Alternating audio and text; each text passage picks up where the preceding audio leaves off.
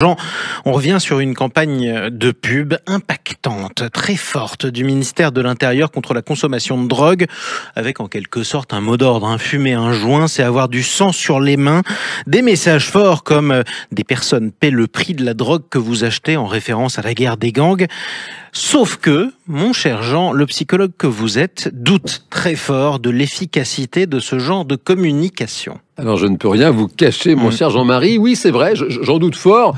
C'est un fait. Pour bien communiquer, il est absolument essentiel de connaître les grandes lois de la psychologie. Il y a des lois en sciences physiques, il y a des lois dans la nature. Et manifestement, les personnes qui sont à l'origine de cette campagne ne maîtrisent pas ces grandes lois. Le ministre de l'Intérieur, Bruno Retailleau, le dit lui-même, il ne veut pas faire de la prévention, il veut faire de la culpabilisation. Écoutez-le, d'ailleurs, qui l'explique. La campagne que nous allons diffuser, ce n'est pas une campagne de sensibilisation, c'est une campagne de culpabilisation. Et cette culpabilisation, je l'assume totalement. Et ça sert à rien. Écoutez, c'est ce que vous nous dites. Oui, c'est un grand classique en psychologie, la persuasion, la culpabilisation, pardon, j'en perds mon latin, ça ne marche pas. Ça ne marche donc pas. Comment on peut expliquer que ça ne marche pas, Jean? Pourquoi la culpabilité, ça fonctionne pas? Parce que c'est un mot fort quand même. C'est un mot très fort, évidemment. Simplement, il y a d'abord le cerveau qui lutte très difficilement contre la promesse d'un plaisir immédiat. C'est le principe des régimes qui ne fonctionnent pas. Quiconque a fait un régime, la perspective, la personne le sait très bien, la perspective du plaisir instantané du carré de chocolat, qui parfois même se transforme en une tablette entière, eh bien, ce plaisir immédiat l'emporte systématiquement sur la crainte des kilos en trop parce qu'ils arriveront plus tard. La culpabilité, par ailleurs, c'est un sentiment qui inhibe les capacités à agir. Elle convoque une motivation qui est extrinsèque en dehors de la personne et ça fonctionne très très mal. Ce que tu fais, c'est mal, tu as commis une faute, la personne en réalité, ça la bloque. Le sportif qui sait, par exemple, que la médaille qu'il va gagner va permettre à toute sa famille de vivre, eh bien ça le porte. S'il pense aux conséquences négatives d'un échec dans sa course, eh bien, il se tire une balle dans le pied et les sportifs savent qu'il ne faut pas penser comme ça. Et puis, le dernier point, il y a toujours ce biais cognitif du « je crois ce que je vois ».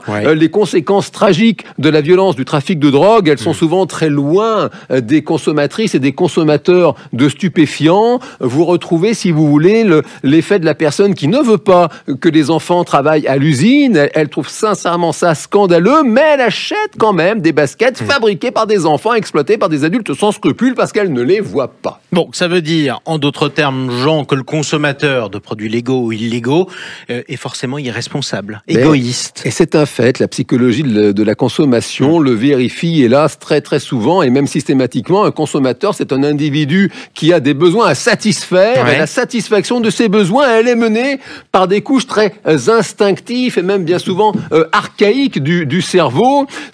Ces forces motrices, elles sont très puissantes, elles ne passent pas par le néocortex, qui est la partie du cerveau la plus récente en réalité en termes d'évolution. C'est le siège, le néocortex, de la réflexion, de l'esprit critique, de la responsabilité, effectivement, mais le consommateur, lui, il n'est pas guidé par le sens de la responsabilité, il est guidé par ses besoins, par ses envies, et quoi qu'il arrive, ce sont ses besoins qui le mettent, et ce sont ces besoins qui permettent de prédire quels seront ses comportements d'achat. Alors, en l'occurrence, ses besoins supposés, parce qu'en fait, on peut très bien vivre sans drogue, malheureusement. C'est important de le rappeler.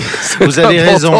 Une fois qu'on est tombé dedans, malheureusement, c'est un cercle vicieux. Mais on y reviendra, justement, parce que, mon cher Jean, quand je vous écoute, je me dis que, finalement, ça sert à rien de lutter contre la consommation de drogue. Pourtant, il le faut. Parce que c'est un fléau, en plus d'être illégal. Par conséquent, comment on fait pour dissuader le futur drogué de le devenir? Alors, merci de cette question, mon cher Jean-Marie. Effectivement, rappelons que la vie, elle est meilleure sans drogue, évidemment, et c'est vrai que la France est dans une situation très critique, elle détient de tristes records de consommation de cannabis, notamment par rapport à ses voisins, exactement. Alors comment faire? Il y a plein de pistes, au moins retenir l'idée de la mobilisation d'exemples inspirants pour les jeunes et même pour les moins jeunes, voir et entendre des sportifs, par exemple, des artistes, même des influenceurs, expliquer pourquoi ils ne prennent pas de drogue, ou même expliquer peut-être parfois pourquoi ils ne prennent plus de drogue. Ces exemples, eh bien, ils sont inspirants parce que ces personnes sont des leaders d'opinion et ça, en psychologie, on sait que c'est très efficace parce que justement, ça crée une énergie positive qui vient de l'intérieur. La motivation intrinsèque, c'est la seule qui fonctionne.